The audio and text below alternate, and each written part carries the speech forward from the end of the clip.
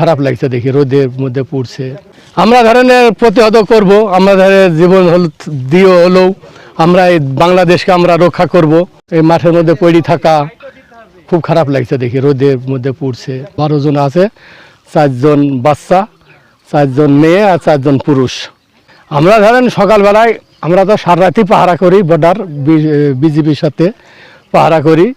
তো ধরেন প্রত্যেক দিনই থাকি ওই পার দিয়েও আমরা যাচ্ছি সকাল ওই আজান দিয়ে ভোরবেলার দিকে 4টি 4:30-র দিকে দেখছি ওরা ওদিক দিয়ে আসছে, আর আমরা বিজিবিকে ডাইকি আমরা ধরেন ওদিকে আটকেছি।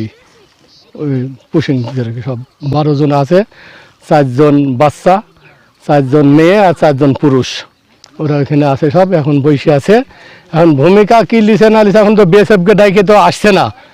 বিএসএফকে সকাল থেকে ধরেন ডাকা হচ্ছে, আসছে না ওরা, এখন না আসছে না। এখন এরা বাংলাদেশের বিজেপি কি করে না করে সেটা বাংলাদেশের বিজেপি বুঝবে এখন কি হবে না হবে। তো ওদের তো কষ্ট খুব, বাচ্চা গেলাম দেখি মায়া লাগছে খুব।